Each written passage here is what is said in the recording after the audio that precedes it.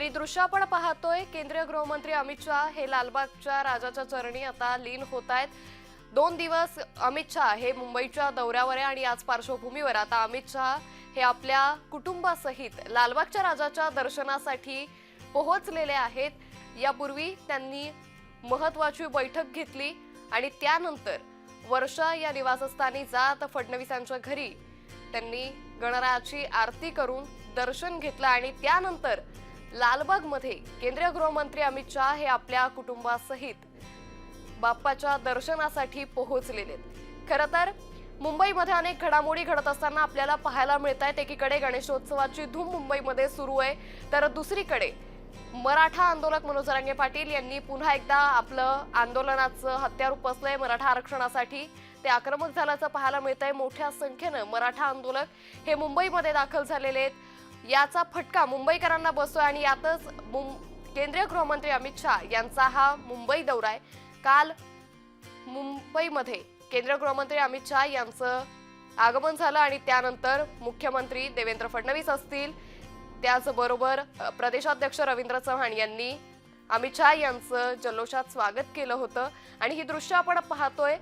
केंद्रीय गृहमंत्री अमित शाह यांनी सहकुटुंब लालबागच्या राजाचं दर्शन घेतलंय। त्याबरोबरच राज्याचे मुख्यमंत्री देवेंद्र फडणवीस, उपमुख्यमंत्री एकनाथ शिंदे, मंत्री आशिष शेलार हे देखील आता लालबागच्या राजाच्या दर्शनाला आल्याचं पाहायला मिळतंय।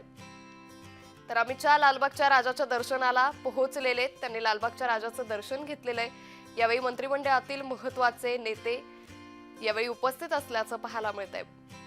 या संदर्भात अधिक माहिती घेऊयात आमचे प्रतिनिधी मनोज दाळकर यांच्याकडून। मनोज, केंद्रीय गृहमंत्री अमित शाह त्याचबरोबर मुख्यमंत्री उपमुख्यमंत्री लालबागच्या राजाच्या दर्शनाला पोहोचलेत।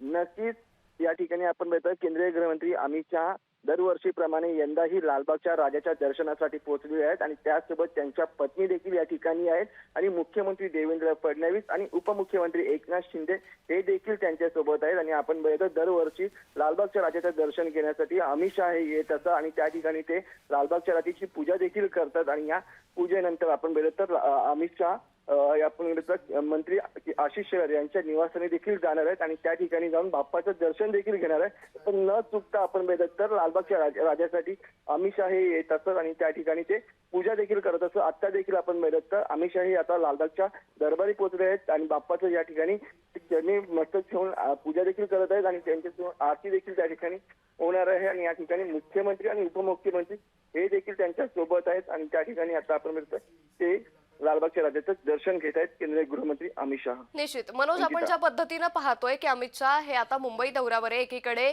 मराठा आरक्षणासंदर्भात मुंबईमध्ये आंदोलन सुरू आहे आणि यावरूनच अमित शहाच्या या दौऱ्यावरती राजकीय वर्तुळातून देखील मोठ्या टीका केल्या जात असल्याचं पाहायला मिळतंय।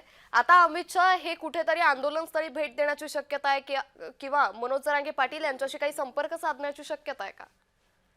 नक्कीच आपण या ठिकाणी बघतोय केंद्रीय गृहमंत्री अमित शाह मुंबईच्या दौऱ्यावरती 2 दिवस आपण बघतोय हे मुंबईच्या दौऱ्यात आहेत। काल आणि आज अमित शाह दौऱ्यावरती आहेत आणि आपण बघतोय यानंतर आम्ही लालबागच्या दर्शनानंतर अमित शाह या मंत्री आशिष शेलार यांच्या बाप्पाच्या दर्शनासाठी जाणार आहेत आणि त्यानंतर अंधेरीच्या एका गणपतीच्या सार्वजनिक मंडळात त्या ठिकाणी जाणार आहेत आणि त्यानंतर ते दिल्लीसाठी रवानगी त्यांची होणार आहे। आणि आपण बघितलं तर या ठिकाणी अमित शाह मराठाचं आंदोलन या ठिकाणी सुरू, पण त्या ठिकाणी मनोज जरांगे पाटील यांनी देखील टीका केलेली आहे की या ठिकाणी मुख्यमंत्री हे अमित शाह यांच्या भेटीसाठी जातात, त्यांना एअरपोर्टवरती जाऊन त्यांना आपण शुभेच्छा देखील देतात, पण त्यांना जे मराठाचं आंदोलन सुरू आहे त्या ठिकाणी त्यांना भेट घेताना अशी टीका देखील सुरू आहे। पण आपण बघतो अमित शाह हे बाप्पाच्या दर्शनासाठी आले आहेत आणि दरवर्षीप्रमाणे यंदाही ते लालबागच्या राजाच्या दर्शनासाठी आलेले आहेत आणि आता ते लालबागच्या राजाच्या ठिकाणी पोहोचलेले आहेत आणि अमित शाह यांच्याकडनं त्या ठिकाणी पूजा देखील केली जाते आणि त्यानंतर ते परिवारासोबत त्या ठिकाणी येतात आणि ते दर्शन घेऊन ते आपल्या आशिष शेलार यांच्या बाप्पाच्या दर्शनासाठी जाणार आहेत। निश्चित, मात्र मनोज, या पुढचा अमित शहांचा मुंबईचा दौरा नेमका कसा असेल?